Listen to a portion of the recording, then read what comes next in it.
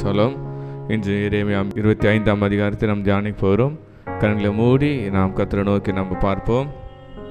எங்கள் மகா இரக்கமும் கிருபையும் அன்பின் நிறைந்த எங்கள் அன்பின் தகப்பனே அப்பா, ஆசீர்வதிப்பட்ட இந்த காலவெளிக்கான தகப்பனே நாம் ஸ்தோத்தரிக்கிறோம்.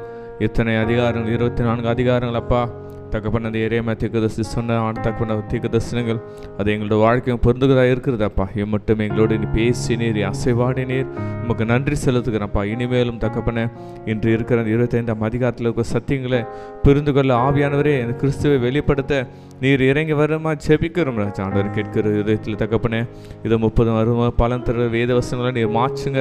இந்த வேதவசனம் இருப்பதும் கருக்குள்ள பட்டியும் அது ஜீவனும் வல்லமையுள்ளதுன்னு சொன்னீங்களே தகப்பனே அப்பா. பிதாவே இந்த வேத வசனங்கள் தகப்பனே அது வல்லமை தான் மாறட்டும் தகப்பனே. எங்கள் வாழ்க்கையில் அது ஒரு மாற்றுக்கிற செயலாய் மாறட்டும் தகப்பனே. இருபுறம் கருக்குள்ள பட்டியம் அது ஊனம் எந்த ஊனையும் பிரிக்கத்தக்கதான் இந்த வசனங்கள் எங்கள் உள்ளே போக கிரியை செய்யுங்க தகப்பனே. இந்த நாள் ஆராதனை ஆசீர்வாதம் வழி நடத்த பலப்படுத்துங்கப்பா. சகல துதிகன மகிமையெல்லாம் மூவருக்கு மாத்திரம் செலுத்துக்கிறோம். மீட்பு ரட்சகருமாக இயேசு கிறிஸ்துவின் மூலம் ஜெபிக்கிறோம் நல்ல பிதாவே, ஆமேன். ஷலோம். நாம் அனைவரும் உட்கார்ந்து கொள்ளலாம். இன்று நாம் பார்க்க போகிற பகுதி எரேமியா 25ஆம் அதிகாரம். பொதுவாக 24ஆம் அதிகாரம் 25ஆம் அதிகாரம் அதாவது ஒரு ஒப்பனை, ஒரு ஓமையிலிருந்து ஒரு தரிசனங்களிலிருந்து சொல்லப்பட்ட வார்த்தைகள். 24ஆம் அதிகாரில் ஒரு அத்திப்பழத்தை குறித்து நம்ம அந்த கூடையை குறித்து ஆண்டு சொன்னார். இதில் ஒரு தேவனுடைய ஒரு பாத்திரத்தை வைத்து அது உள்ள ஜலத்தை குறித்து சொல்ல போகிறார். இன்றைக்கு இந்த 25ஆம் இதுக்கு ஒரு அதிகார தலைப்பு சொல்லலாம். அவருடைய கையில் உள்ள உக்கிரத்தின் பாத்திரம், ஆமேன். தேவனுடைய கையில் உள்ள உக்கிரத்தின் பாத்திரம், ஆமேன். கோபம் என்பது ஒரு முதல் நிலை வச்சுக்கலாம். உக்கிரம் என்பது அதையும் தாண்ட நிலையில் கோபத்தோடு இருந்தால் கொஞ்சம் சமாளிச்சிடலாம். ஆனால் உக்கிர கோபத்தோடு இருக்குது, கோபத்தையும் இன்னும் அதிகப்படியான ஒரு செயலை குறிக்குது, ஆமேன். அப்போது இத்தனை செயல்களை நம்ம பார்த்தோம். யூதாவின் மேலே நியாய தீர்ப்பு, யூதாவின் மேலே கோபம்னு பார்த்தோம். ஆண்டவர் இன்னைக்கு அதையும் தாண்டி ஒரு உக்கிரமான ஒரு கோபம் அவர் கையில், அதாவது கோபம் வந்தால் கையில் என்ன இருக்குன்னா பண்ணுவாங்க, அவங்க என்ன பண்ண தெரியாது. அது போல் ஒரு சூழ்நிலை தேவனுடைய கையில் உக்கிரமான ஒரு பாத்திரம், ஆமேன். அது என்ன பாத்திரம், எதை குறிப்பிடுகிறது நம்ம பார்க்க போகிறோம். இந்த அதிகாரத்தை 2 பகுதிகளாக நம்ம பிரிக்கலாம். முதலாவது பகுதி அதாவது 70 வருட நியாய தீர்ப்பு. அது நீங்கள் 1ஆம் வசனத்திலிருந்து நம்ம பார்த்தீங்கன்னா 7ஆம் வசனம் வரைக்கும் அதோடைய இருக்கும். அது மட்டும் இல்லாமல் 14ஆம் வசனம் வரைக்கும் இந்த தலைப்பின் கீழே தான் 70 வருட நியாய தீர்ப்பு. 15ஆவது வருடத்திலேருந்து கடைசி வசனம் வரைக்கும் என்னென்னா 38ஆவது வசனம் வரைக்கும் என்னென்னா பிற நாடுகளின் மீது தேவனுடைய நியாய தீர்ப்பு அப்படின்ற ஒரு நம்ம தலைப்பு. இது பெரிதான தலைப்பு. இன்னும் நம்ம போகிற வசனம் சிறிய தலைப்பை நம்ம பார்த்துட்டோம். பெரிதான ஒரு பார்ட் A and B நம்ம பார்த்துட்டோம். இதில் இருக்கிற சிறிய தலைப்பின் கீழே நம்ம ஒரு பகுதியாக வாசித்து கொண்டு அப்படியே நம்ம போகலாம். முதலாவது ஒரு பகுதி 1ஆம் வசனத்திலிருந்து 7ஆம் வசனம் வரைக்கும் நான் படிக்கிறேன். எரேமியா 25ஆம் அதிகாரம் 1ஆம் வசனத்திலிருந்து 7ஆம் வசனம் இருக்கும். யோசியாவின் குமாரனாகிய யோயாக்கீம் என்கிற யூதாவுடைய ராஜாவின் 4ஆம் வருஷத்துக்கு சரியான பாபிலோன் ராஜாவாகிய நேபுகாத்நேச்சார் அரசாண்ட 1ஆம் வருஷத்தில் யூதாவின் ஜனம் அனைத்தையும் குறித்து எரேமியாவுக்கு உண்டான வார்த்தை 2. அதை தீர்க்க எரேமியா யூதாவின் ஜனம் அனைத்துக்கும் எருசலேமின் குடிகள் எல்லாருக்கும் அறிவிக்கத்திற்காக அவர்களை நோக்கி, ஆமோனின் குமாரனாகிய யோசியாவின் 13ஆம் வருஷம் துவக்கி இந்நாள் மட்டும் சென்ற இந்த 23 வருஷமாக கர்த்தருடைய வார்த்தை எனக்கு உண்டாயிற்று. அதை நான் உங்களுக்கு ஏற்கனவே சொல்லி கொண்டு வந்தும் நீங்கள் கேளாமல் போனீர்கள், ஆமேன்.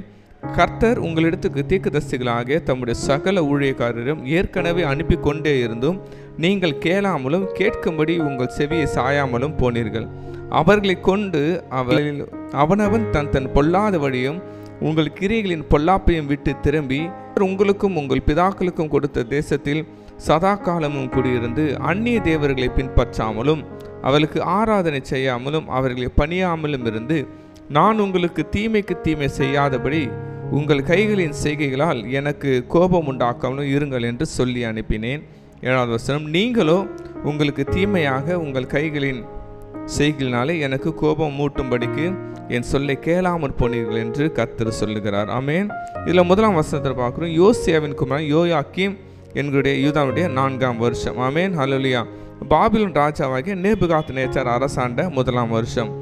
இதில் பார்த்திங்கன்னா நம்மளுடைய யூதாவுடைய கல்ச்சர், யூதாவுடைய கோத்திரத்தில் நம்ம நாட்டில் வந்து இவர்கள் ஒரு வருடத்தை அவங்க வந்து கால்குலேட் பண்ணி கொண்டு இருக்கிறார்கள். நேபுகாத்நேச்சர் பாபிலோனில் ஒரு வருடத்தை அவர் வந்து கவுண்ட் பண்ணி கொண்டு இருக்கிறார். அப்போ இதில் நம்ம அந்த யூதா தேசத்தில் யோசியாவின் குமாரன் யோயாக்கீம் யோசியா இப்போ தான் அவர் வந்து 4வது வருஷம் அரசாண்டு கொண்டு இருக்கிறார். ஆனால் அவருடைய வருடத்தில் பார்த்தோன்னா இது வந்து 1ஆம் வருடமாக இருக்குது. இது வந்து பார்த்திங்கன்னா சரியாக காலகட்டத்தில் கிமு 605ஆம் ஆண்டில் நடந்தது.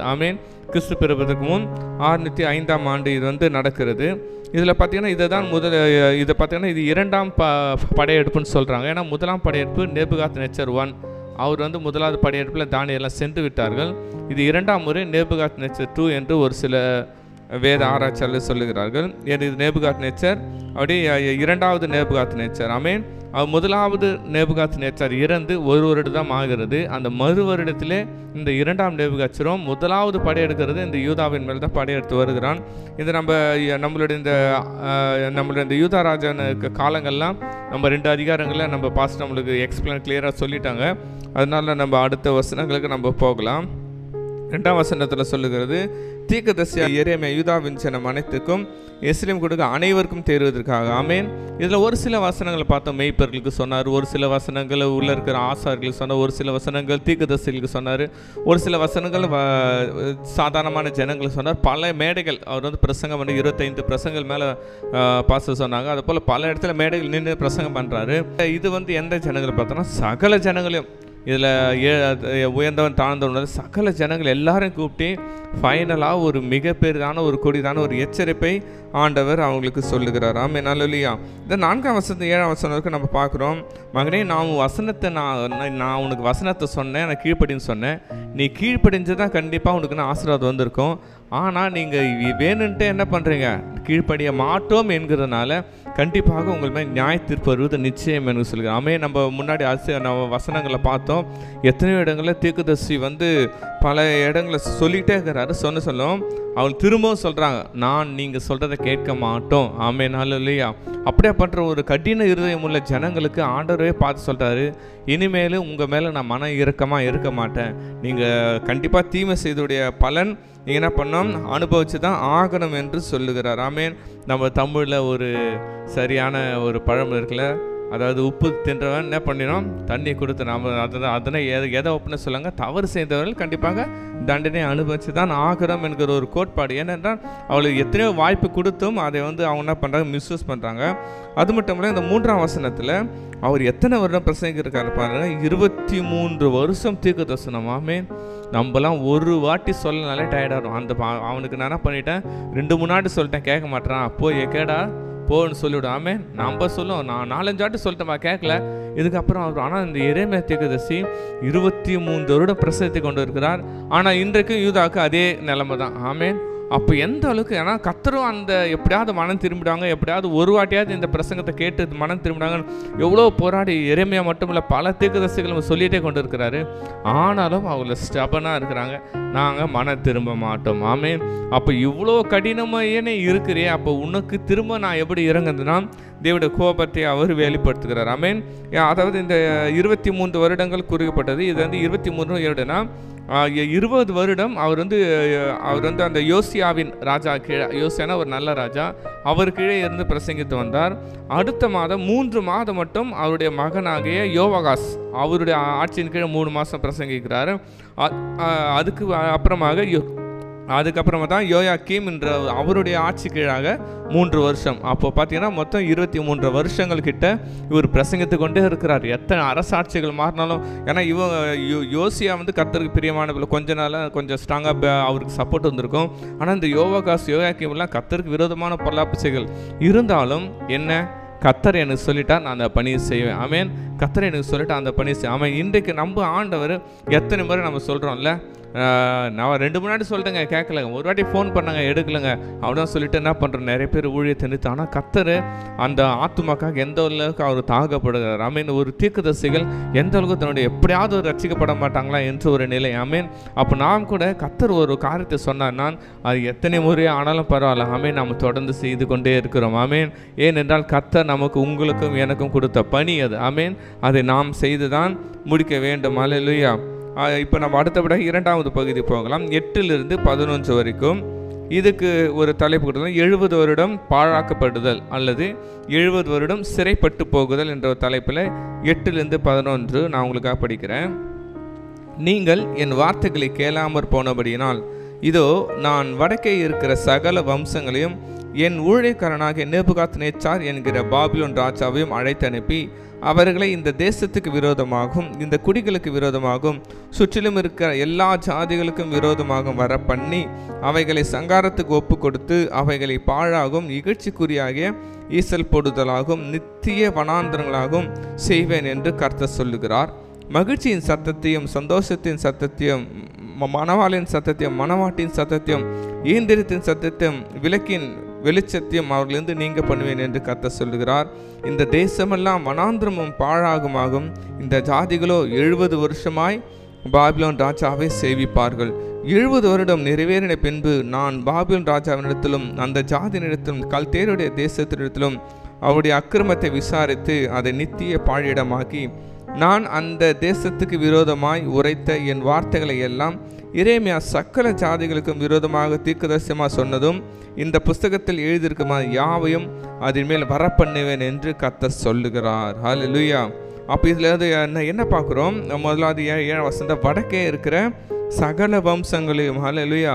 அப்போ ஆண்டவர் இதுக்கு என்ன சொல்கிறாருன்னா, நான் சகல வம்சங்கள் என்பது எதை குறிப்பிடுனா, பாபிலோன் ஒரு தனி ஆட்சியில், அது ஒரு கூட்டாட்சி, பல நாடுகள் இணைந்த ஒரு ஆட்சின்னு சொல்லப்படுறாங்க. அந்த நாடுகளின் பெயர் நம்ம பின்னாடி இந்த அதிகாரத்தில் நம்ம குறிப்பிட எந்தெந்தெல்லாம் பாபிலோன் கூட, அதாவது கூட்டாட்சியாக ஒரு பாபிலோன் மட்டும் ஒரு படையினா போயிருக்காது, கூட இருக்கிற அனைத்து படைகளும் அவங்களுக்கு விரோதமாக போயிருப்பாங்க. ஆமீன். இதில் ஒரு வித்தியாசமான ஒரு வசனம் இல்லை, ஆண்டவர் அதுக்கப்புறம் சொல்கிறாரு, நேபுகாத்நேச்சர் என் ஊழியக்காரன். அல்லேலூயா. இந்த வார்த்தை படிக்கிறதுக்கு நம்மளுக்கு என்னடா இவன் நேபுகாத்நேச்சர் பாகாலை வணங்குறவன், இவனை போய் என்னுடைய ஊழியக்காரன் என்று சொல்லுகிறது. ஆமீன். ஒரு சில அதாவது வேத மொழிபெயர்ப்பில் இது வேலைக்காரன், சர்வன்ட். ஆமீன். இதை நம்ம அதாவது இது பைபிள் எழுதப்பட்ட எபிரேய பார்த்தோன்னா அபாத், ஏபிஏடியா, அபாட் என்ற ஒரு வார்த்தை. அபாட் என்ற வார்த்தைக்கு மூல வார்த்தைகள் என்ன, ஒரு பாண்ட் சர்வன்ட், அதாவது என்ன சொல்ல, பாண்ட் சர்வெண்ட், அவங்களுக்கு கொடுக்கப்பட்ட வேலையை முடிச்சுட்டு போகிற ஒரு வேலைக்காரன். ஆமேன். அது மட்டும் சர்வீஸ் மேன் அப்படியே போட்டு ஒரு காலங்கட்டுக்கு. ஆமேன். அப்போ இது ஏன் ஆண்டவர் நேபுகாத்நேச்சர் என் ஊழியக்காரன் என்றால், தேவனுடைய நியாய தீர்ப்பு யூதாவின் மேலே வர வேணும். அந்த நியாய தீர்ப்பை நிறைவேற்றுவதற்காக ஆண்டோட கோபத்தை நிறைவேற்றுகிற ஒரு வேலைக்காரனாக நேபுகாத்நேச்சர் இருந்தான். ஆமேன். ஏனென்றால் யூதாவுக்கு பாடத்தை கற்பிக்க வேண்டும், யூதா ஜனங்களுக்கு நியாய தீர்ப்பை கொடுக்கணும். இதை பயன்படுத்துவதற்காக அவனை நேபுகாத்நேச்சர் ஒரு வேலைக்காரனாக தேவன் அந்த காலகட்டத்தில் அவனை உபயோகித்தார். ஆமேன். அல்லேலூயா. ஏனென்றால் இந்த காலகட்டத்தில் இவர் தன்னோடு போரிட்ட சகல நாடுகளையும் போரிட்டு தன்னுடைய உலக வல்லரசாக இந்த நாடு உயர்ந்து கொண்டே இருக்குது. ஆமேன். அப்போ அதை வைத்து என்ன பண்ணோம், இந்த ஜனங்களுக்கு நியாய தீர்ப்பு அளிக்க வேண்டும் என்று அந்த தேவனுடைய வாக்கை நிறைவேற்றாமே. சமீப காலமாக ஒரு ஐயா குறித்து நான் சாட்சிகள் விட ஒரு ஐயா, மறைந்த ஐயா குறித்து இன்னொருத்தர் சாட்சி சொல்கிறாரு. அவர் பார்த்தீங்கன்னா ஐயா தேவாலயம் கட்டும்போது எங்கெங்கெல்லாம் தேவாலயம் கட்டுறாங்களோ என்ன தான் அவர் உதவிக்கு அந்த கன்ஸ்ட்ரக்ஷனுக்கு கூடுவார். கூப்பிட்றதெல்லாம் நான் அவருக்கு உண்மையாக செய்வேன். அவரோட பழகிறது ரொம்ப நன்றாக இருந்ததுன்னு. அவர் பார்த்தீங்கன்னா இங்கே பொட்டு இங்கே எல்லாமே போட்டிருக்காரு, ஒரு அந்நிய மார்க்கத்தார். ஆனால் என்ன சொல்கிறாரு, என் ஐயா எங்கள் தேவாலயத்தை கட்டினாலும் என்ன தான் உபயோகப்படுறோம். ஆமாம், வேற்று மார்க்கத்தாக இருந்தாலும் ஆனால் தம்முடைய ராஜ்யத்தை உபயோகத்திற்காக, நம்ம தம்முடைய ராஜ்யத்தை பணியை செய்வதற்காக அவர்களும் தேவன் உபயோகப்படுத்துகிறார். ஆமாம். நல்ல அல்லையா. இப்போ நம்ம தேவாலயம் கட்டுக்கணும், தேவனுடைய பிள்ளைகள் மட்டும்தான் எதுவும் செய்யணும், நம்ம உலகத்தாரும் அவங்களும் அவருடைய பணியை செய்வதற்கு தேவன் அனைவரும் பயன்படுத்துவார். ஆமேன். இதில் ஏற்ற தாழ்வும் இதுவும் இல்லை. அல்லையா. அது மட்டும் இல்லாமல் இதே போன்ற வசனங்கள் நம்ம பின்வரும் ஜனங்களை நம்ம பார்க்கலாம். ஏனென்றால் இதில் அவர் சொல்கிறாரு, அவைகளை நான் சங்காரத்துக்கு ஒப்பு கொடுத்து இகழ்ச்சிக்குரியாகவும் நான் இகச்சுக்கிறோம் ஈசல் போடுதல் ஆங்கிலத்தில் ஈசிங் என்று கூறப்படாது. ஒரு அடர்ந்த ஒரு காட்டுக்குள்ளே ஒரு விதமான ஒரு சிறிய ஒரு கூச்சல் சவுண்டு, ஒரு மாதிரி ஒரு கூச்சல் சவுண்டு கேட்கும். அது ஏனென்றால் நடமாட்டம் இல்லாத ஒன்றும் இல்லாத ஒரு பாழாந்த நிலத்தில் ஒரு காடுகளில் கேட்கப்படுகிற சூழ்நிலை. ஆண்டவர் சொல்கிறாரு, நான் உன்னை நிர்மூலமாக்கி போட்டுறேன் யூதாவே, உனக்கு மனிதர்களே சஞ்சரிக்கக்கூடாத இடத்துல வருகிற சத்தம் போல உடைய இடம் அந்த மாரி மாறிவிடும். ஆமேன். ஒரு வனாந்தரமாக மாறிவிடும் என்று சொல்லுகிறார். ஆமேன். ஹல்லேலூயா. அதுக்கப்புறம் பார்க்குறாரு 10ஆம் வசனத்தில், இயந்திரத்தின் சத்தத்தையும் உங்களுக்கு என்ன பண்ண நான் ஸ்டாப் பண்ணுவேன். ஹல்லேலூயா. நம்ம இங்கே இருக்கிறோம், நம்மளுடைய சபை ரோட்டுக்கு மிக அருகாமையில் இருக்குது. எந்நேரம் என்ன பண்ணோம், சத்தம் கேட்டுட்டு தான் இருக்கு. ஆமேன். அப்போ சத்தம் கேட்காத சூழ்நிலை என்னென்ன மனிதர்கள் சஞ்சரிக்க லாக்டவுன் சூழ்நிலையில் ஒரு வண்டி போகாது, சத்தமே கேட்காது. ஆமே, நல்ல. அப்போ மனிதர்கள் சஞ்சரிக்க முடியாது. ஏனென்றால் அந்த எந்த சவுண்டுமே கேட்காது, எந்த மிஷின். இப்போ நம்ம ஒரு அம்பத்தூர் ஒரு இண்டஸ்ட்ரியல் இடத்துக்கு போனால் அங்கே நிறைய மிஷின் சவுண்டு கேட்கும். ஏனென்றால் மனிதர்கள் நடமாட்டம் இருக்கிறது. ஆமாம், அதனால தான் சவுண்ட்ஸ் எல்லாமே நம்மளுக்கு கேட்கப்படுகிறது. ஆண்டு சொல்லுகிறாரு, உன்னுடைய பகுதியில் எந்த சத்தமும் கேட்காது. ஆமேன். அது அந்த அளவுக்கு இந்த ஜனத்தில் நான் அழித்து போடுவேன், முற்றிலும் உன்னை என்ன பண்ணுவேன், அழித்து போடுவேன் என்கிற ஒரு காரியத்தை அவர் சொல்லுகிறார். ஹல்லேலூயா. அது மட்டும் இல்லாமல் இந்த 12ஆம் வசனத்தில் சொல்லுகிறது பாருங்க, அதாவது கூடுதல் 70 வருடம் பாபிலோனை சேவிப்பார்கள். ஹல்லேலூயா. ஏனென்றால் இந்த 70 என்பது வேதாகமத்தில் அநேகத்தில் நீங்கள் டைம் இல்லை, நான் சொல்லி அதாவது நீங்கள் நியாயாதிபதிகள் 1ஆம் அதிகாரம் 7-8 70 ராஜாக்களுடைய வீரர்களை துண்டி தரப்படும். அது மட்டும் இல்லாமல் நம்மளுக்கு தெரிந்த சங்கீதம் 90ஆம் சங்கீதம் 10ஆம் வசனத்தில் மோசே சொல்லுகிறார், எங்களை ஆயுசு நாட்கள் என்ன 70 வருஷம் பலத்தின் மிகுதான் என்பது. அப்போ 70 என்பது ஒரு பூரணத்தை குறிக்கிறது. ஒரு பைபிளே ஒரு கேரக்டருக்கு ஒரு நம்பராக இருக்குது. ஆமேன். அப்போ இந்த 70 ஆண்டுகளில் நான் என்ன பண்ணுவேன், உங்களுக்கு அந்த சிறையிருப்பை நான் உங்களுக்கு கொடுப்பேன். ஆனால் இப்போ 12-13 வசனத்தை சொல்கிறாரு, நான் உங்களை என்ன பண்ணுவேன், நான் திரும்பியும் வர பண்ணுவேன் என்று கர்த்தர் சொல்லுகிறார். ஆமென். அல்லேலூயா. இது இந்த சரியான இந்த 70 ஆண்டுகள் எந்த காலகட்டத்தில் இருக்கும் என்ற வேத ஆராய்ச்சியாளர் சொன்னார். அதாவது யோயாக்கீமின் 4ஆம் ஆண்டிலிருந்து ஆரம்பித்து பெர்சியா நாட்டின் ராஜாவுக்கு அந்த கோரேசுடைய ஆட்சி காலத்தின் துவக்கம் வரை. ஆமென். யோயாக்கீமின் 4ஆம் ஆண்டு முதல் பெர்சியா நாட்டின் அவன் 1ஆம் ஆண்டு வரைக்கும் இந்த 70 ஆண்டுகள் இருந்திருக்கலாம் என்று வேதாரர் சொல்கிறார்கள். அதாவது கிமு 605ஆம் ஆண்டு முதல் கிமு 536வது ஆண்டு வரைக்கும் அவர் 70 வருஷம் பாபிலோனில் இருந்திருப்பார்கள் என்று இதற்கு நம்ம வேதத்திலையும் இதுக்கு நிறைய சான்றுகள் இருக்கிறது. நாம் எடுத்துக்கொள்ளலாம்.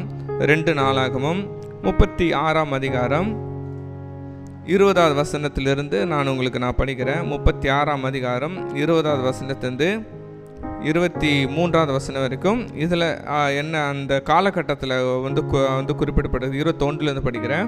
கர்த்தர் எரேமியாவின் வாயினால் சொன்ன வார்த்தை நிறைவேறும்படிக்கு தேசம் தன்னுடைய ஓய்வின் வருஷங்களை ரம்மியமாய் அனுபவித்து தீரும் மட்டும் அது பாழாய் கிடந்த நாளெல்லாம், அதாவது 70 வருஷம் முடிய மட்டும் ஓய்ந்திருந்தது. ஆமேன். எரேமியாவின் வாயினாலே சொன்ன வார்த்தை நிறைவேறும்படி பெர்சியாவின் ராஜாவாகிய கோரேசின் 1ஆம் வருஷத்திலே கர்த்தர் பெர்சியாவின் ராஜாவாகிய கோரேசின் ஆவி ஏவினதினாலே அவன் பரலோகத்தின் தேவனாகிய கர்த்தர் ராஜுகளாம் தனக்கு தந்தொருளி யூதாவிலே எருசலேமிலே தமக்கு ஆலயத்தை கட்டும்படி எனக்கு கட்டளையிட்டு இருக்கிறார். ஆமென். அல்லேலூயா. இதே தான் நம்ம அடுத்த அதிகாரத்தில் அப்படியே தொடர்ந்து வரும். எஸ்ரா புஸ்தகத்தில் 1ஆம் வசனத்திலிருந்து 3ஆம் வசனம் வரைக்கும் எரேமியாவின் வாயினாலே கர்த்தர் சொன்ன வார்த்தை நிறைவேறும்படி பெர்சியாவின் ராஜாவாகிய கோரேசுடைய 1ஆம் வருஷத்திலே கர்த்தர் பெர்சியாவின் ராஜாவாகிய கோரேசின் ஆவி ஏவினார். ஆமென். அப்போ என்ன, இந்த 70 வருஷங்கள் அவங்க சிறையிலிருந்து இருக்கிறார்கள். ஆனாலும் 70 வருஷம் முடிந்த பிறகு அவர்கள் இன்னைக்கு தான் அந்த தீர்க்க தரிசனத்தை சொல்லுகிறார். ஆமேன். இதே நம்ம வீட்டில் போய் படித்து பார்க்கலாம். தானியேல் புஸ்தகத்திலும் இந்த எரேமியா சொன்ன தீர்க்க தரிசனம் 9ஆம் அதிகாரம் 1ஆம் வசனம் 2ஆம் வசனம். தானியேல் தீர்க்கதரிசி இந்த தீர்க்கதரிசனை வைத்து தான் ஜெபிப்பார். ஆண்டவரே, நீங்கள் 70 வருஷத்தில் எங்கள் சிறைப்பை மாற்றணும் சொன்னீங்களா. அப்போ இதுலேருந்து என்ன சொல்லுகிறாங்க, கண்டிப்பாக இந்த காலகட்டத்தில் தானியேல் கண்டிப்பாக அந்த 70 வருஷம் சிறையில் பைபிள்லேருந்து இருந்தால் கண்டிப்பான ஒரு நபர் என்று உறுதிக்கப்படுகிறது. ஆமேன். அப்போ இந்த எரேமியா சொன்ன வார்த்தைகள் அப்போ எந்த அளவுக்கு நிறைவேறுது பாருங்கள். ஆமேன். ஏன்னா எரேமியா வருங்காலத்தை பார்க்கல என்னப்பாங்களே, ஆனால் எந்த அளவு எக்ஸாக்டாக கர்த்தர் 70 வருஷம் கழித்து அதை நிறைவேற்றுகிறார். ஆமேன். இதுலேருந்து ஆண்டவர் நமக்கு என்னன்னா கர்த்தர் ஒரு வார்த்தை சொன்னார்னால் அது நிறைவேறும். ஆமேன். அது எந்த மனுஷனாலும் தடுக்க முடியாது, எந்த சூழ்நிலையும் தடுக்க முடியாது. அது 1 வருஷம் ஆகலாம், 2 வருஷம் ஆகலாம், 3 வருஷம் ஆகலாம். ஆனால் கர்த்தர் தாம் சொன்ன வார்த்தையை நிறைவேற்றி தீர்வார். ஆமேன். அல்லேலூயா. நம்ம வசனம் பார்க்குறோம். அதாவது நம்ம காலங்கள்லாம் போயிடுச்சு, தரிசனங்கள்லாம் போயிடுச்சு நம்ம நினைப்போம். ஆனால் கர்த்தர் தம்முடைய சொன்ன வார்த்தையை நிறைவேற்றி முடிப்பார். அல்லேலூயா. அது மட்டும் அந்த 12ஆம் வசனத்திலிருந்து 14ஆம் வசனத்தில் என்ன பார்க்குறோம்? அவர் பாபிலோன் ஒரு நீதி அரசனாக அவர் என்ன பண்ணுறாரு, அந்த பாபிலோனை தண்டிப்பேன் என்று 14ஆம் வசனத்தை சொல்லுகிறார். ஆமேன். நம்மள நினைச்சோம் பாபிலோன் ஆண்டவருக்கு ரொம்ப பிடிச்ச நாடு போல, அதை வச்சு என்ன பண்ணுறாரு, யூதாவை அடிக்கிறாருன்னு சொல்லிட்டு. ஆனால் நம்ம அது ஒன்று இல்லை. நம்ம முன்னாடி வசனம் பார்த்தோம், ஆண்டோடைய நியாய தீர்ப்பை நிறைவேற்றுறதுக்காக ஒரு வேலைக்காரனாக தான் அவனை என்ன பண்ணினார், தேவன் பயன்படுத்தினார். ஆமேன். அப்போது நம்ம ஆண்டவர் பயன்படுத்துகிறார். ஆனாலும் தன்னுடைய எதிராளி ஒரு சில வாழ்க்கையில் நம்ம அவன் மேலே அவங்க இருப்பது போல இருக்கும், நம்ம இன்னும் கீழே இருக்க மாதிரி இருக்கும். ஆண்டரே அவங்களுக்கு நியாயத்தை செய்யலைன்னு கர்த்தர் அவனுக்கும் நியாய தீர்ப்பு கொடுக்குற காலம் கொஞ்சம் இருக்குது. ஆமேன். நீ யூதாவை அடிக்கிறல, ஆனாலும் உனக்கு என்ன பண்ணுற, நியாய தீர்ப்பை தருவேன் என்று கர்த்தர் சொல்லுகிறார். ஆமேன். 14 சொல்லுது, அநேக ஜாதியிலும் பெரிய ராஜாக்கள் அடிமை கொள்ளார், நான் அவர்களுக்கு கிரியைகளுக்காகவும் தக்கதான செய்களுக்காகவும் பதில் அளிப்பேன் என்று கர்த்தர் சொல்லுகிறார். ஆமேன். ஹல்லேலூயா. அப்படின்னா சொல்கிறார், அநேக ஜாதிகள் உன்னை தாக்குறாங்க, உன்னை இடிக்கிறாங்கப்பா, ஆனால் நான் என்ன பண்ணுறேன், அவர்களுக்கும் நியாய தீர்ப்பை தருவேன் என்று தேவன் சொல்லுகிறார். ஆமேன். ஹல்லேலூயா. ஏன்னா பாபிலோன் ஒரு நல்ல அரசன், அதனால அவர் தண்டிக்கல இல்லை, அவனும் ஒரு அநீதி நிறைந்தவனாக தான் பல ஜனங்களை மிகவும் துன்புறுத்தி பல விதமான பாடுகள் உட்படுத்தின ராஜாவாக தான் இருந்தான். அவனுக்கும் ஆண்டவர் என்ன பண்ணுற, ஒரு நாள் நியாய தீர்ப்பை கொடுக்குறார். ஆமேன். நம்மளோட வாழ்க்கையில் துன்மார்க்கன்னு செழித்திருப்பது போல நம்ம தாழ்ந்துறது போல இருக்கும். ஆனால் இது ஒரு காலம்தான். ஆமேன். கர்த்தர் அவர் நியாய தீர்ப்பை கரெக்டாக நினைவு கூர்ந்து துன்மார்க்கருக்கு அவருக்கு ஒரு பலனை கண்டிப்பாக நம்ம காண்போம். ஆமேன். அதையும் கர்த்தர் நம்ம வாழ்க்கையில் கண்டிப்பாக நிறைவேற்றுவார். ஆமேன். அடுத்த பகுதியை நம்ம இது ஏ பார்ட், இது பி பார்ட். அதாவது 2வதுனா பிற நாடுகளின் மீதான எருசலேமின் மீதும் பிற நாடுகளின் மீதும் தீர்ப்பு நம்ம பார்க்குறோம். 15, 16 வசனங்களை நான் உங்களுக்கு படிக்கிறேன். இஸ்ரவேல் ராஜாவாகிய கர்த்தர் என்னை நோக்கி, நான் உன்னை அனுப்புகிற ஜாதிகள் குறித்து தங்களுக்குள் அனுப்பும் பட்டயத்தால் அவர்களை தள்ளாடி புத்தி கெட்டு போகும்படிக்கு இந்த உக்கிரமாகிய மதுபானத்தின் பாத்திரத்தை நீ என் கையிலிருந்து வாங்கி அவர்கள் எல்லாருக்கும் அதிலே குடிக்க கொடு என்றார். ஹல்லேலூயா. இந்த உக்கிரத்தின் பாத்திரம் இந்த மதுபான பாத்திரம். ஆமேன். இது நமக்கு ஒன்றும் இது புதிதாக சொல்லப்படுற காரியம் இல்லை. பழைய ஏற்பாட்டில் அநேக முறை ஆண்டவர் இந்த வார்த்தையை அடிக்கடி சொல்லுங்க, மதுபானத்தின் பாத்திரம், அந்த உக்கிரமாத்தின் பாத்திரம் என்று. இதை நாம் எடுத்துக்கொள்ளலாம். சங்கீதம் 75ஆம் அதிகாரம் 8ஆம் வசனத்தில் நம்ம பார்க்கலாம். ஏனென்றால் தேவன் அதாவது தாவீதுக்கு சொன்ன சங்கீதங்களிலும் ஆண்டவரை இதை அவனுக்கு நிறைவேற்றி முடிது. 75ஆம் 8ஆம் வசனம், கலங்கி பொங்குகிற மதுபானத்தினால் நிறைந்த பாத்திரம் அவருடைய கையில் இருக்கிறது, அதை அவர் வார்க்கிறார், பூமியில் துன்மார்க்க யாவரும் அதன் மண்டங்களை உறிஞ்சி குடிப்பார்கள். ஆமென். ஹல்லேலூயா. இதே போன்ற வசனங்கள் ஏசியா தீர்க்கதரிசன புஸ்தகம் 51ஆம் அதிகாரம் 17ஆம் வசனத்திலையும் நம்ம பார்க்கிறோம்.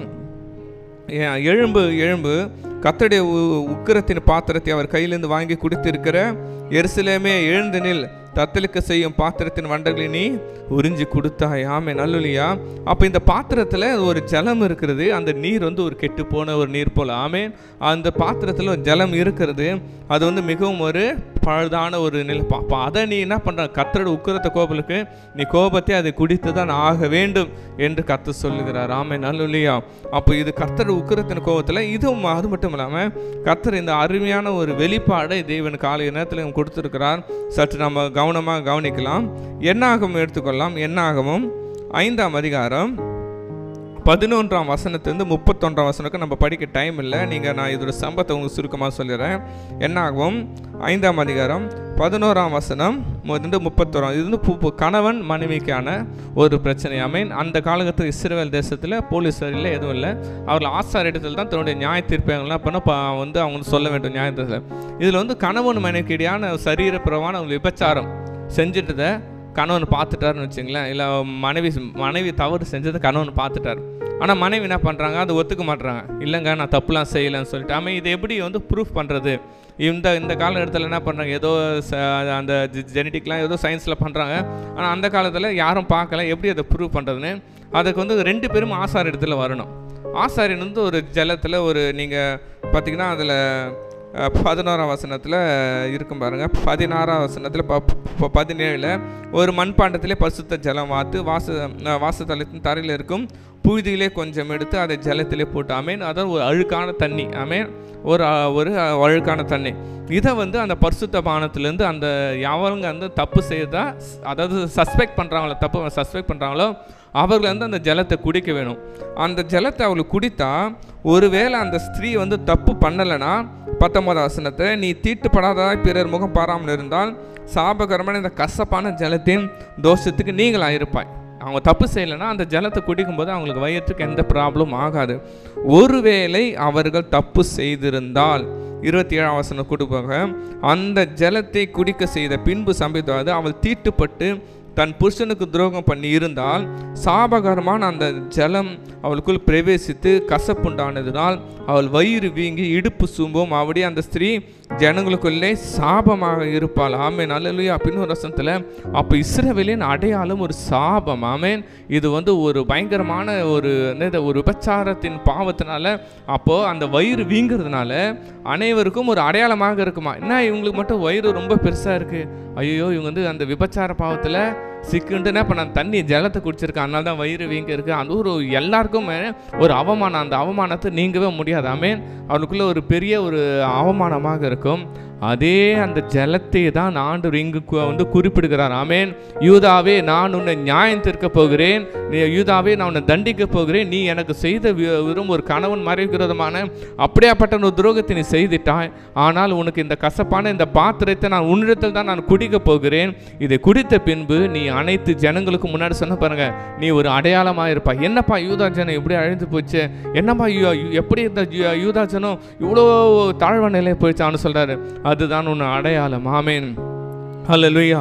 இதை நான் படிக்கும்போது ரொம்ப பயந்துட்டேன். ஆண்டவரே, அப்பா என்னப்பா இது, அப்போ தவறு செஞ்சுட்டா என்ன ஒரு காரியம், அப்போ தவறு செஞ்சு இன்றைக்கி நம்ம நிறைய பேரில் நான் தேவனை தவிர உலகத்தில் தவறு செய்யாதவர்கள் யாராக இருக்கிறாங்களா?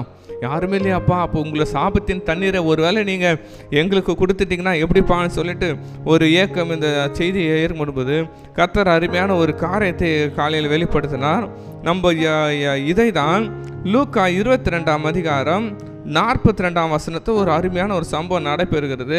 ஏன்னா ஒரு ஐயா சொன்னார், வேதாகமத்தில் ஒரு எழுத்தும் கூட அது பரலோகத்திலிருந்து வந்தது. அவன் ஒரு எழுத்தும் அது பரலோகின் சித்தப்படி அந்த 22ஆம் அதிகாரம் 42ஆம் வசனத்தை நான் பார்க்குறோம். பிதாவே, உமக்கு சித்தமானால் இந்த பாத்திரம் என்னை விட்டு நீங்கும்படி செய்யும், ஆகிலும் என் சித்தம்படி அல்ல உங்கள் சித்தத்தின்படி ஆக கடவுது. ஆமேன். இயேசு கிறிஸ்து உனக்காகவும் எனக்காகவும் இந்த பாத்திரத்தை அவர் தேவன் கையிலிருந்து உக்கிரமான அந்த பாத்திரத்தை தேவனுக்கு வைத்திருக்கும் போது இயேசு உனக்காக எனக்கும் அந்த பாத்திரத்தை கேட்டார். ஆண்டவரே, இந்த பாத்திரத்தை நான் என்ன பண்ணுறேன், சுமந்து கொள்கிறேன்னு கேட்டும்போது தேவன் அந்த நமக்கு உனக்கும் எங்களுக்கும் இந்த சாபமான பாத்திரத்தை இயேசுக்கு குடிக்க கொடுத்துட்டார். ஆமென், அல்லேலூயா. அவர் அவ்வளோ ஒரு கசப்பான பாவத்தின் அந்த சாபத்தை நான் நீரையும் அந்த நியாய தீர்ப்பின் நீரையும் இயேசு சிலுவையில் உனக்காக எனக்காக சிலுவை சுமந்து தீர்த்துட்டார். அல்லேலூயா சொல்லாமா? அல்லேலூயா, அல்லேலூயா. அப்போ இன்றைக்கி நம்ம நினச்சிக்கலாம், ஆண்டவரே நான் தவறு செய்துட்டேன், பாவம் செய்துட்டேன். ஆமென். தேவன் உனக்காக எனக்காக தான் அந்த பாத்திரத்தின் நீரை அவர் குடித்து தன்னுடைய பாவங்களை அவரே சுமந்து கொண்டு நமக்காக பாவமில்லாத அவர் பலியானார். ஆமென், அல்லேலூயா. அப்போ இன்றைக்கி நம்மளுக்குள்ள ஏதோ ஒரு நம்பிக்கை இருக்குல்ல, ஆண்டவரே சப்பா பாவம் செய்துட்டேன், தப்பு செஞ்சுட்டான்ப்பா, ஆனாலும் கிறிஸ்து எனக்காக சாபமாக இருக்கிறார். ஆமென். நான் என்னுடைய சாபம் இருக்குது, பாவம் இருக்கிறது, ஆனாலும் கிறிஸ்து உனக்காக எனக்காகவும் அந்த பாத்திரத்தை வாங்கி கொடுத்து இருக்கிறார். ஆமென். இனிமேல் நாம் அந்த பாவத்திற்கு அடிமையானவர்கள் அல்ல. ஆமென். ஆனால் கிறிஸ்து நம்முடைய இயேசு கிறிஸ்துவின் ரத்தம் என்னது, சகல பாவங்களை நீக்கி நம்மை சுத்திகரிக்கதான் இருக்கிறது. ஆமென், அல்லேலூயா.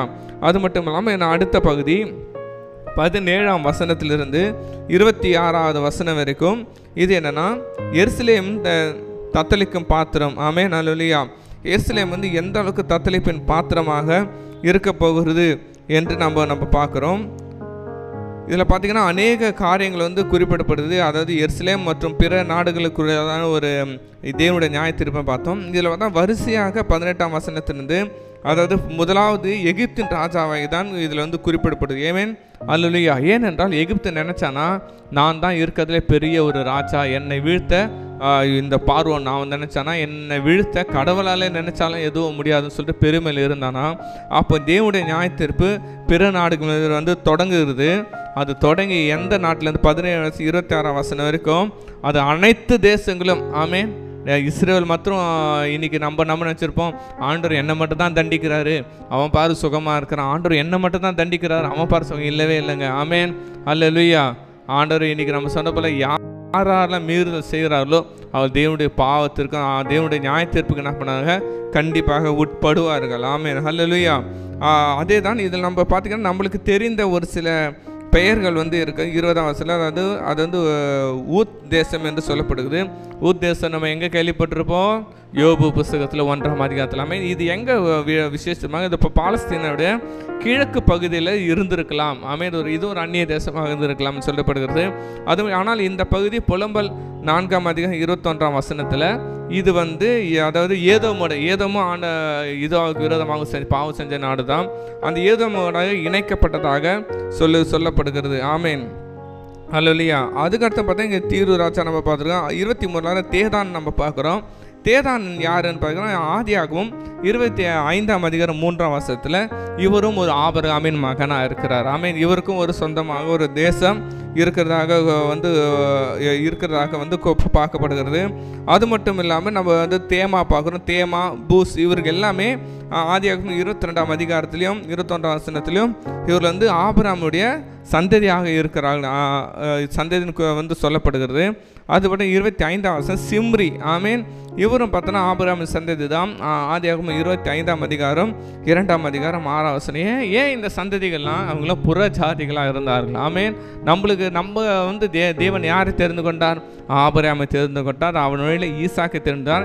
ஈசாக்கில் யாக்கோபை தெரிந்து கொண்டார். ஆமாம். யாக்கோபு வழியில் அந்த யோசேப்பை தெரிந்து கொண்டார், யூதாவை தெரிந்து இத்தனை ஜனங்கள். ஆனால் ஆபிரகாமுக்கு அநேக பிள்ளைகள் இருந்தாங்க. அவர்கள் வந்து உலகம் முழுதும் பரவாயில்ல தேவனுக்கு அந்நிய ஜனங்களாக தான் இருந்தார்கள். ஆமேன். ஆனால் தேவன் இந்த ஆர்டரை மட்டும்தான் ஆண்டவர் தெரிந்து கொண்டு தமக்கு சொந்தமாக ஒரு உடன்படிக்கை பண்ணினார். ஆமேன். அப்போது இந்த ஜனங்களும் நிறைய பேர் தப்பு பண்ணியிருப்பாங்க. ஆண்டவர் சொல்கிறாரு, மகனே புற ஜாதியர், உனக்கும் நான் என்ன பண்ணுவேன், அந்த நியாய தீர்ப்பின் பாத்திரத்தை நான் என்ன பண்ண உனக்கு செய்வேன் என்று கர்த்தர் சொல்லுகிறார். ஆமேன். அல்லேலூயா. இன்றைக்கி நம்ம நிறைய பேர் நினச்சி பார்க்கலாம், ஆண்டவர் வந்து கிறிஸ்தவர்களை மட்டும் தாங்க அடிப்பார், கிறிஸ்தவர்களை தான் கேட்பார். இல்லை, கிறிஸ்தவை அறியாதவர்களும் யாராக இருந்தாலும் தவறு செய்தவர்கள் கண்டிப்பாக ஒரு நாள் தண்டனை அவங்க அனுபவித்தாகணும். ஆமேன். அல்லேலூயா. நம்ம இந்த உலகத்தில் பார்க்குறோம். ஆமே. அப்போ இந்த உலகத்தில் எத்தனை விதமான பாவம் செய்தாலும் அவளுக்கு ஒரு நாள் தண்டனை தான் காத்து கொண்டு தான் இருக்கிறது. ஆமேன். அப்போ ஆண்டவர் இன்னைக்கு நம்மளுக்கு எச்சரிப்பாக தான் சொல்லுகிறார். ஆமேன். இதுதான் தேவனுடைய பாத்திரத்தின் ஒரு எச்சரிப்பாக தான் இருக்கிறது. அல்லேலூயா. அப்போ இன்றைக்கு நம்ம இதை கேட்டுக்கொண்டு இருக்க ஒவ்வொரு ஜனக்கும் நம்மளுக்குள்ள தேவனுடைய குறித்து ஒரு பயம் வேணும். ஆமேன். அல்லேலூயா. ஏனென்றால் தேவன் வந்து ரொம்ப அன்பானவர், தேவன் வந்து ரொம்ப இரக்கமுள்ளவர் நம்ம பார்த்துருப்போம். ஆனால் அவர் வந்து நீதியில் ஒரு நியாயாதிபதியாக இருக்கிறார். ஆமேன். ஒரு நியாயாதிபதி கூட நம்ம அன்பு பாசத்தை காட்ட முடியுமா? ரொம்ப பாவங்க, இவருக்காக இதை மன்னிச்சு விட்டுற விட முடியாது. அவர் நியாயத்தை செய்து தான் ஆக வேண்டும். அவர் என்ன தீர்ப்போ அதை செய்து தான் ஆக வேண்டும். ஆமேன். அல்லேலூயா. அதை தான் நம்ம இயேசு கிறிஸ்து ஒரு நியாயாதிபதியாக செய்கிற தேவனாக இருக்கிறார். ஆமேன். அதுக்கு அடுத்தபடியாக 27ஆம் வசனத்திலிருந்து 29ஆம் வசனம் இருக்கும். நான் படிக்கிறேன். நீங்கள் குடித்து வெறித்து வாந்தி பண்ணி நான் உங்களுக்கு அனுப்பும் பட்டயத்தால் எழுந்திராதபடிக்கு விழுங்கள் என்று இஸ்ரவேலின் சேனையில் கர்த்தர் உரைக்கிறார் என்று அவனுக்கு சொல்லு. அவர்களுக்கு குடிக்கிறதுக்கு அந்த பாத்திரத்தை கையில் வாங்க மாட்டோம் என்று சொல்லறனால் நீ அவர்களை நோக்கி குடித்து தீர வேண்டும் என்று கர்த்தர் சொல்லுகிறார் என்று சொல்லு. ஆமேன். இதோ தீங்கை கட்டளையிட்டேன், என் நாமம் தரிக்கப்பட்ட நரகத்திலே உங்கள் துவக்கும் போது தண்டனை தப்புவீர்களோ என்று சேனைகளின் கர்த்தர் சொல்லுகிறார். ஆமேன். அல்லேலூயா. இதில் என்னவா, யூதா வந்து தப்பு செஞ்சுட்டு நம்ம ஒரு சில ஸ்கூல்லலாம் லேட்டாக போனால் அடிப்பாங்க. அவங்க சொல்ல என்ன பண்ணுவாங்க, கை எடுப்பாங்க. சார் சொல்ல அடியே ஒழுங்காக கையை நீட்டும் போது என்ன பண்ணாங்க, திரும்ப கை எடுத்துரும். சரி அடியோ, ஏன் தப்பும் செய்வேன், ஆனால் நான் அடிக்கும் போது என்ன பண்ண மாட்டேன், வடியை வாங்க மாட்டேன். ஆமாம். அல்லேலூயா. அந்த ஒரு ஆட்டு தான் யூதாக்கு என்ன இருக்குது, நான் தப்பு செய்வேன் ஆனால் நீ தண்டிச்சா நான் என்ன பண்ண மாட்டேன், அதை ஏற்றுக்க மாட்டேன். ஆமேன். அல்லேலூயா. அந்த ஒரு ஆட்டிடியூட்ல அவங்களாம் பண்ணுறாங்க. ஆண்டவரே நான் அதை ஏற்றுக்க மாட்டேன், இந்த நியாய தீர்ப்பை ஏற்றுக்க மாட்டேன். ஆமேன். அவள் ஏற்றுக்க மாட்டேன்னு சொன்னாலும் சொல்லாகட்டாலும் யூதாவை நீ சுமந்து தான் தீர்க்க வேண்டும். ஆமேன். அல்லேலூயா. ஆனால் இதே சூழ்நிலை தான் நம்முடைய ஆண்டவரை இயேசு கிறிஸ்துவும் ஏற்படுது. ஆமேன். ஆண்டவரும் சொல்கிறார், ஆண்டவரே இந்த பாத்திரம் ரொம்ப கசப்பாக இருக்குப்பா, ரொம்ப என்னால் தாங்க முடியலப்பா, நான். ஆனாலும் தேவன் உங்களையும் என்னை நேசித்து அந்த பாத்திரத்தை அவர் வேண்டாமல் சொல்லி பிதாவின் திட்டத்துக்கு ஒப்பு கொடுத்து அந்த பாத்திரத்தை அவர் கையில் வாங்கி கொண்டார். ஆமென், அல்லேலூயா. அவர் வாங்கி கொண்டு தான் நம்முடைய பாவத்திற்காக சிலுவையில் சுமந்த தேவனாக இருக்கிறார். ஆமென். இதில் 29 சொல்லப்படுறது சேனைகளின் கர்த்தர். ஆமென். முன்பாக சொல்லும்போது கர்த்தர் சொல்லுகிறதாவது கர்த்தர் சொல்லு சேனை கர்த்தர் வந்து ஹாஸ்ட், அது ஆர்மி. கர்த்தர் வந்து ஒரு படைத்தலைவர்களின் தேவன். ஆமென், ஒரு படைகளின் தேவன். இதில் சொல்லும்போது ஒரு கம்பீரம் இருக்கிறது. நான் வந்து சாதாரணமான அல்ல, நான் யாருடைய, நான் சேனைகளின் தேவன், நான் தண்டிக்கிற தேவன் என்று கர்த்தருடைய ஆக்ரோஷமாக அதில் சொல்லப்படுது. இதில் வந்து ஒரு வார்த்தை வாந்தி பண்ணி, இப்போ வாந்தினா ஒரு அருவருப்பு. ஆமென், தண்டனையிலையும் ஒரு அருவருப்பான ஒரு தண்டனைலாம் இருக்குதுல்ல. அப்போ ஆர்டர் இவங்களாம் சொன்னேன், இவங்களை நான் என்ன பண்ணுவேன், ஒரு அருவருப்பாக மாற்றி மற்றவர்கள் பார்க்க கூட கூடாதபடிக்கு நம்ம வாமிட் எடுத்து மோஸ்ட்லிலாம் பண்ண மாட்டோம். ஒரு சில பேர் பார்க்க மாட்டோம், உடனே மண்ணு போட்டு மூடிடும், உடனே க்ளீன் பண்ணிவிடும். ஏன், அதை பார்க்க விட அருவருப்பு. அப்போ யூதா ஜனங்களை ஆர்டர் அந்த அளவுக்கு அதிகமான ஒரு காரியத்துக்கு ஒப்பு கொடுத்துட்டாராம். யூதாவை என்ன பண்ணேன், நான் உன்னை அப்படியாப்பட்ட ஒரு தண்டனைக்கு நாங்கள் உன்னை என்ன பண்ண ஒப்பு கொடுப்பேன் என்று. ஹல்லேலூயா. அடுத்த பகுதி 30ஆம் வசனத்திலிருந்து 33ஆம் வசனம், கர்த்தரின் எச்சரிக்கை. ஆமென். இதில் நம்ம பார்க்குறோம் எல்லா ஜாதிகளுக்கும் இதில் ஆண்டவர் வந்துட்டு அந்த எச்சரிப்பை வந்து கொடுக்குறார். ஆமென். நான் படிக்கிறேன் உங்களுக்கு. அதெல்லாம் நீ அவர்களுக்கு விரோதமாக இந்த வார்த்தைகளை எல்லாம் தீர்க்கதரிசனமாக உரைத்து அவர்கள் நோக்கி கர்த்தர் உயரத்திலிருந்து கர்ஜித்து தமது பசுத்த ஸ்தலத்திலிருந்து தம்முடைய சத்தத்தை காட்டி தம்முடைய தாபரத்துக்கு விரோதமாக கர்ஜித்து ஆலையை மிதிக்கிறவர்களை ஆர்ப்பதை போல் பூமியுடைய குடிகள் எல்லாம் விரோதமாக ஆர்ப்பரிப்பார் என்று சொல். ஆமென், அல்லேலூயா. இதை பார்க்குறோம், தேவன் எப்படி கெஞ்சிப்பார். ஆமென், அல்லேலூயா. முதலாவது நிறைய பேர் சொல்லுவாங்க, முதலாவது ஆண்டவர் வந்து சின்ன குழந்தையாக வந்தாருங்க, ஆனால் ரெண்டாவது வந்து அவர் யூதராஜ சிங்கமாக வரப்போகிறார். ஆமென். யூதா அந்த சிங்கம் கெர்ஜிக்க போகுது, எந்த ஒரு விலங்குக்கும் ஒரு பயம் ஏற்படுமா?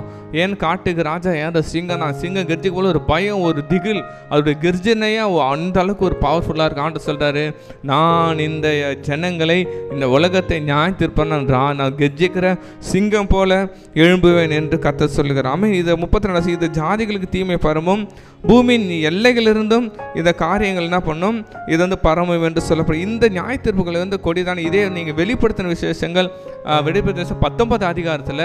ஏன்னா இந்த நியாயத்தீர்ப்புலாம் பயங்கரமாக இருக்குது.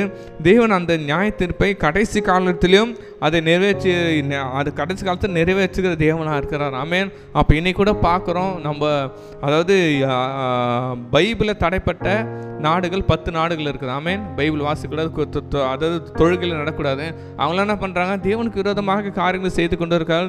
எத்தனையோ நாடுகளில் இப்போ ஆண்டவரை ஏற்றுக்கொண்டவர்களை அவங்களாம் சாகடிக்கிற நாடுகளும் இருக்குது. அப்போ இந்த கொடிதான தேசங்கள் அவங்களாம் நினச்சின்னு இருக்காங்க, நான் வந்து நான் வந்து கரெக்டாக என்னை தண்டிக்கிறதுக்கு யாரும் இல்லை. நான் சொல்கிறார், இல்லை மகனே, நான் ஒரு நாள் திரும்பவும் ராஜா வரப்போகிறேன், எனக்கு விரோதமாக செய்தவர்கள் ஒருவரை நான் கெஞ்சுகிற சிங்கமாக அவங்களுக்கு தண்டனை அளிப்பேன் என்று கர்த்தர் இன்னைக்கு நம்ம ஊருக்கு சொல்லுகிறார். ஆமென்.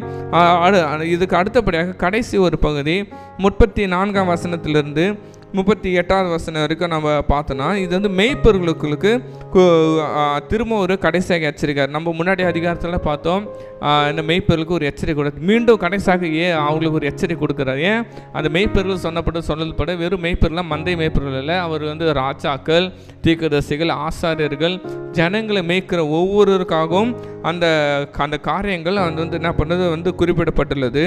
அப்போ இந்த மெய்ப்பொருளை குறித்து ஆண்டவர் என்ன சொல்கிறாரு, மேய்ப்பர்களே உங்கள் மேலேயும் என்ன பண்ண இந்த உக்கிரகத்தின் கோபம் நான் என்ன பண்ண கண்டிப்பாக எழும்பும். ஆமென், அல்லேலூயா. வேத வசனம் சொல்லுகிறது, தேவனுடைய நியாய தீர்ப்பு முதலாவது தேவனுடைய சபையிலிருந்து தான் புறப்படுகிறது. ஆமென். ஆண்டவர் நம்ம மற்றவங்களை தண்டிச்சுட்டு என்ன வந்து தண்டிப்பார், மற்றவங்களும் தண்டிப்பார் இல்லை, தேவனுடைய நியாயத்தீர்ப்பு முதலாவது தேவனுடைய சபையிலிருந்து தான் தொடங்குறது. ஆமென்.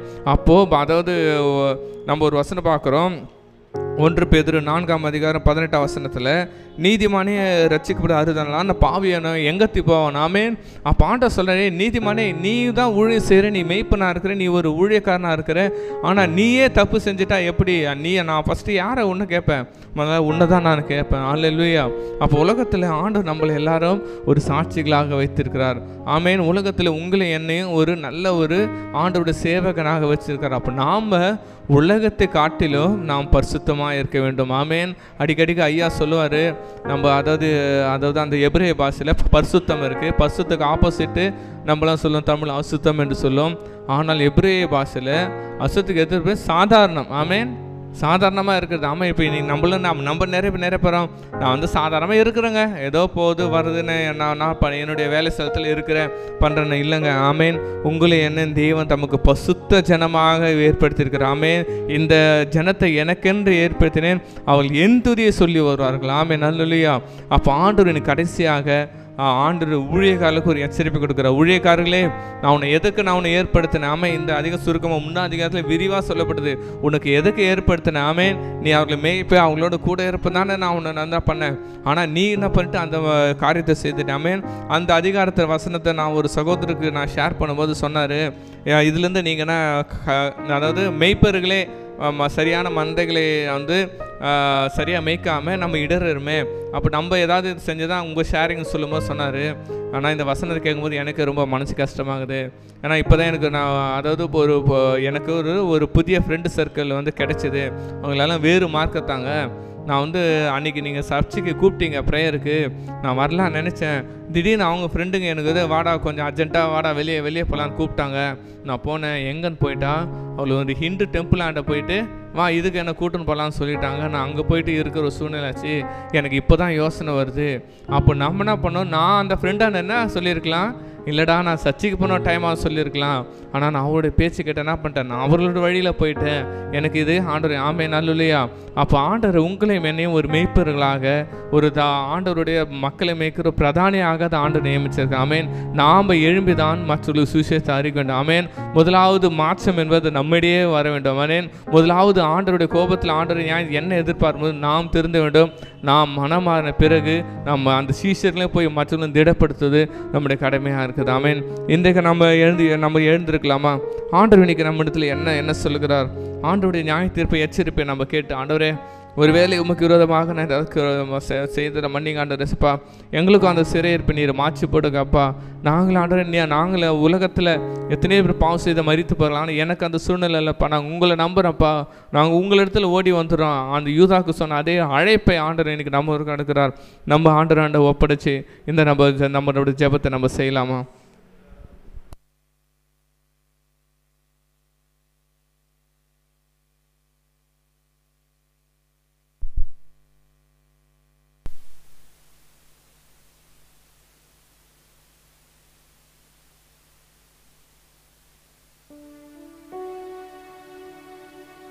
இன்னைக்கு ஆண்டவர் நம்ம ஒவ்வொருவரையும் அழைக்கிறான்.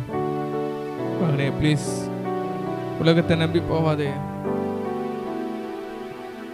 பாவத்தை நம்பி போகாதே. கடைசியாக உனக்கு ஒரு எச்சரிப்பு, என்னிடம் வந்து விடு என்று ஆண்டவர் அழைக்கிறார். இன்னைக்கு ஆண்டவரிடத்தை நம்முடைய தாழ்த்தி ஒப்புக்கிட்டோம்ப்பா. உங்களிடத்துல வந்துடுறப்பா. உலகத்தின் காரியங்கள் வேணாப்பா, உலகத்தின் நேசங்கள் எனக்கு வேண்டாப்பான்னு சொல்லிட்டு ஆண்டு சந்திர ஒப்பு கொடுக்கலாமா? அப்பா நான் உங்கள்கிட்ட வந்துடுறேன்ப்பா. ஆண்டவரே அப்பா இந்த உலகம் வேண்டாப்பா.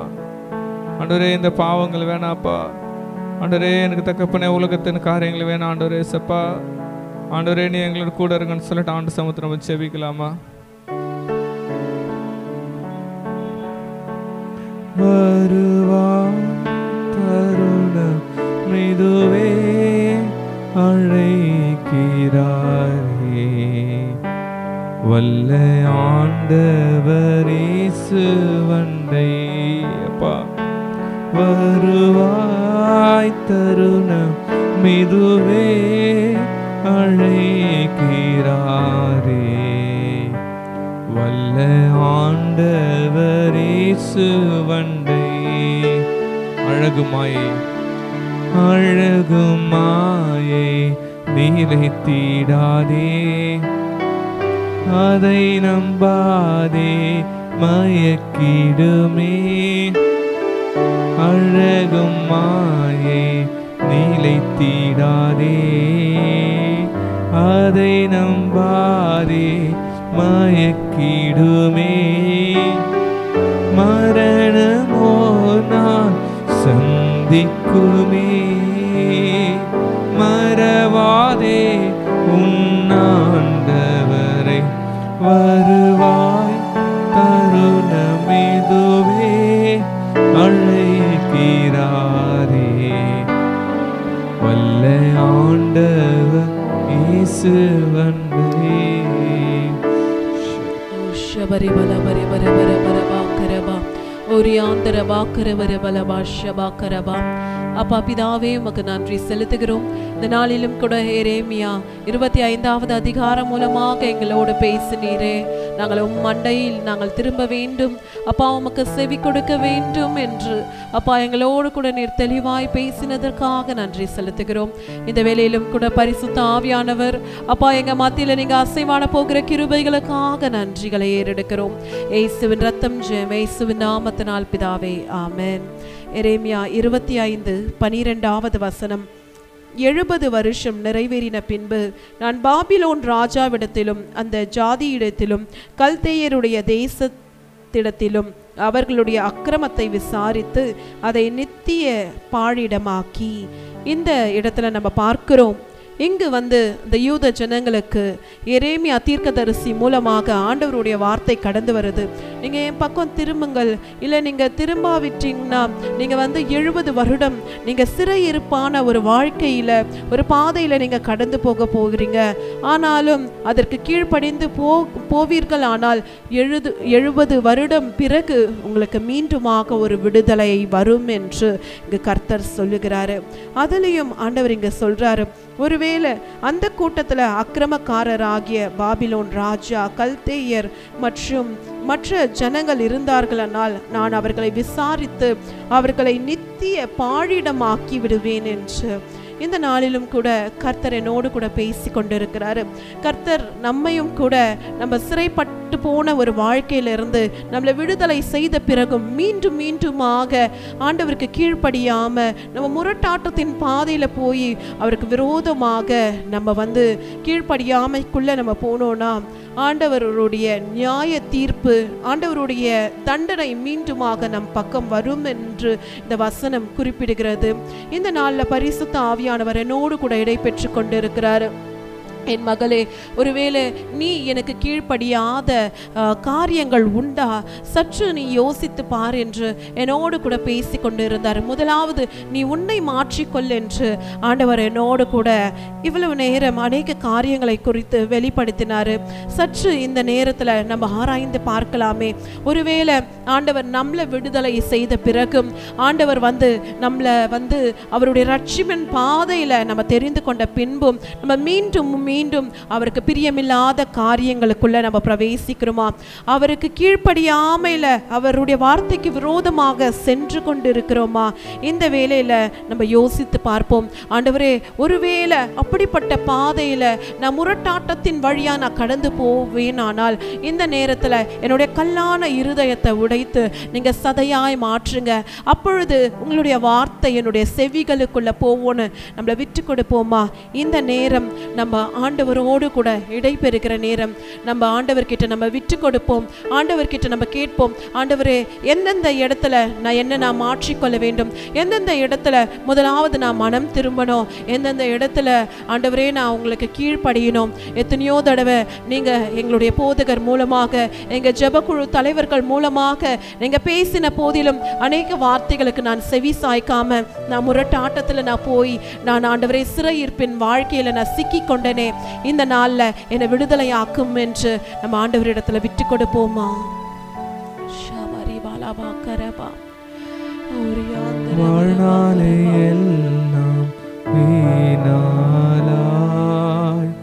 வருத்தத்தோடே கழிப்பது ஏன்? வாழ்நாளே எல்லாம் வீணாலாய் வருத்தத்தோடே கழிப்பது ஏன்? வந்தவர் பாதம் சரணடைந்தால் வாழ்வித்து உன்னை சேர்த்து கொள்வார். வருவாய் தருணமிதுவே அழைக்கிறாரே. வல்ல ஆண்டவர் இயேசு வந்தே வருவாய் தருணமிதுவே அழைக்கிறாரே. வல்ல நல்ல ஆண்டவர் இயேசு வந்தே. ஓரி பலபா ஷபரி பலபா கரபா ஓரி ஆந்தர பாக்கரபரி பலபா கரபா ஓரி தரா பாபா பாபா ஷபரி பலபா கரபா. பரிசுத்த ஆவியானவரே, இந்த வேளையில எங்களை அர்ப்பணிக்கிறோம் ஆண்டவரே. அப்பா, இந்த வேளையில ஒரு விசையாக அப்பா எங்க கல்லான இருதயத்தை சதையாய் மாற்றும் ஆண்டவரே. அப்பா, உங்களுடைய வார்த்தைக்கு கீழ்ப்படியாதபடிக்கு அப்பா எங்களிடத்துல காணப்படுகிற ஆண்டவரே கல்லான குணங்கள் மாறட்டும் ஆண்டவரே. எங்களுடைய மைண்ட் செட்டை ரெனியூ பண்ணுங்க ஏசப்பா. இந்த நாள்ல புதிதாக்குங்கப்பா.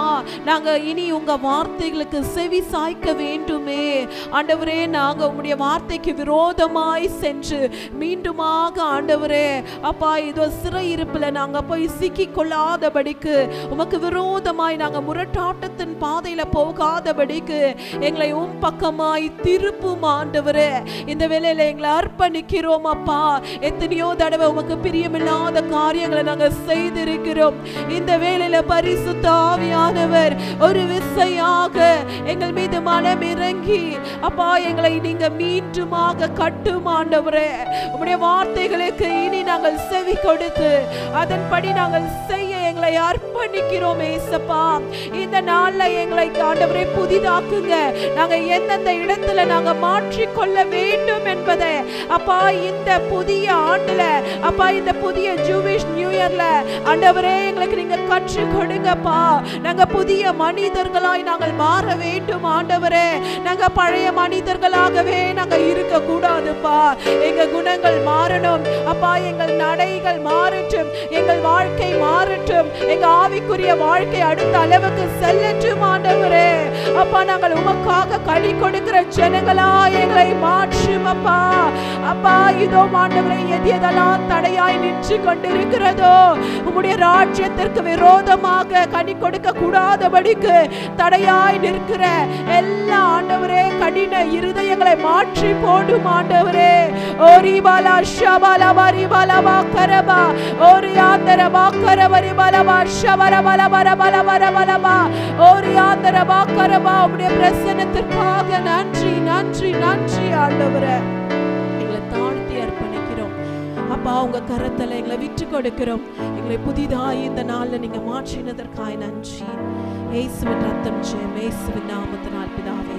இந்த நாள்ல கூட நம்ம ஒரு தீர்க்க தரிசன செயல் செய்யலாம். நம்மளுடைய கரத்தை நம்மளுடைய இருதயத்தின் பக்கமாய் நம்ம வைத்துக் கொள்ளலாம். இதை ஒரு சுத்தி போல நம்ம நினைத்து கொள்ளலாம். இப்பொழுது நம்மளுடைய கடின இருதயத்துல எந்தெந்த பகுதியில ஆண்டவருக்கு கீழ்ப்படியக்கூடாதபடிக்கு அந்த கடின இருதயம் இருக்கோ நம்ம இப்பொழுது நம்ம அதை உடைத்து ஆண்டவர்கிட்ட உருவாக்கும்படிக்கு நம்ம கேட்க போகிறோம். நம்ம ஆண்டவர்கிட்ட கேட்போமா, ஆண்டவரே என்னுடைய இருதயத்துல இருக்கிற ஆண்டவரே கடினமான பகுதிகளை நீங்க மாற்றுங்கப்பா. எந்தெந்த பகுதியில அப்பா இதோ ஆண்டவரே நீங்க எங்களை உடைக்கணுமோ நாங்க விட்டு கொடுக்கிறோம் அப்பா. எங்களை உடைத்து நீங்க மீண்டுமாக ஒரு புதிய பாண்டமாய் எங்களை உருவாக்குங்க. இந்த புதிய ஜூவிஷ் நியூ இயர்ல எங்களை புதிய மனிதர்களாய் மாற்றி உமக்காக சாட்சி உள்ள ஒரு வாழ்க்கையாக ஆண்டவரே நாங்கள் வாழ அப்பா எங்களை நீங்க புதிய பாத்திரமாக நீங்க உருவாக்கும் ஆண்டவரே. நீங்க உருவாக்கினதற்காக நன்றி. இயேசுவின் ரத்தம் ஜெயம், இயேசுவின் நாமத்தினால் பிதாவே, ஆமென் ஆமென். நம்ம நேற்று தான் எபிரேய காலண்டரில் நியூ இயர் என்று பார்த்தோம். நம்மளுடைய கலாச்சாரத்தின்படி இல்லை பல நாடுகள் கலாச்சாரம் நியூ இயர் என்றால் ஒரு முதல் நாளே என்ன இருக்கும், சந்தோஷம் இருக்கும், ஆர்ப்பரியம் இருக்கும், ஆனந்தம் இருக்கும். ஆனால் யூதர்களின் கலாச்சாரம் எபிரேய வேதத்தின் கலாச்சாரம் என்ன தெரியுமா? நியூ இயர் ஆரம்பித்த பிறகு 10 நாள் கிட்ட அவர்கள் ஆண்டவர் பாதத்தில் உபவாசம் இருந்து செய்த தவறுக்காக மனம் வருந்துவார்கள். 10 நாள் ஆண்டவரே இந்த வருஷத்தில் நான் போன வருஷத்தில் செய்த பாவங்களை என்னை மன்னிச்சிருங்க. போன வருஷத்தில் எந்தெந்த செய்தனோ அந்த பாவத்தை உணர்ந்து கன்ஃபஸ் பண்ணிகிட்டே இருப்பாங்க. அந்த 10 நாள் முடிந்த பிறகுதான் கூடார பண்டிகை சுக்கோத்தில் அது தேவன் பாவத்தை மன்னிச்சிட்டாரு, இனிப்போ எனக்கு புதிய வாழ்க்கையை கொடுப்பார் என்று ஆர்ப்பரிப்பை சுக்கோத்தில் தான் அவங்களை ஆரம்பிப்பார்கள். ஆமென் அல்லேலூயா. இதுவும் நம்முடைய சபையில் ரோஷாசானா நம்ம நிகழ்ச்சி ஸ்டார்ட் பண்ணிட்டோம். இன்னையிலேருந்து 10 நாட்கள் ரொம்ப சந்தோஷமான நாட்கள், வாழ்த்து தெரிவிக்கிற நாட்களில் நாம் மனம் வருந்தி ஆண்டவரிடத்து திரும்பவும் ஒப்பனை ஆகிற நாட்கள். ஆமென். இந்த 10 நாளும் ஆண்ட சமூகத்தில் இருந்து நம்ம ஒரு சில பேர் உபாசம் நம்ம ஜெபத்தோட, ஆண்டவரே கடந்த வருஷத்தில் நான் செஞ்ச பாவத்துக்கு என்னை மன்னிச்சிருங்கப்பா, கடந்த வருஷத்தில் நான் செஞ்ச மீறுதல்களை மன்னிச்சிருங்கன்னு சொல்லிட்டு ஆண்டவரோடு ஒப்புரவாகிற பாவ நிவர்த்தி நாட்கள். ஆமேன். அதுதான் அது பாவ நிவர்த்தி நாள், டே ஆஃப் அட்டோன்மெண்ட் என்று நம்ம நடுவில் கொண்டாடுவோம். அதன் பிறகுதான் சுக்கோத் என்று நம்ம கொண்டாடுகிறோம். ஆமேன். இன்னைக்கு இந்த நாட்களில் கர்த்தர் சமூகத்தில் இன்னும் அதிகமாக இணைந்திருப்போம். இன்னும் நம்மளை பாவத்தை ஆண்டவர் நம்ம மன்னிப்பு கேட்டுக்கொண்டே இருப்போம். நம்ம புதிய மனிதனாய் மாறி தேவன் நம்மளை ஆசீர்வதிக்கிற மாதிரி. ஆமேன். Hallelujah, hallelujah. ஷாலோம். கர்த்தர் தாமே ஆசீர்வதிப்பாராக. Shalom, shalom, shalom. கடைசி ஆசீர்வாதத்துக்கு நேராக கைகளை விரித்துக்கொள்ளும்.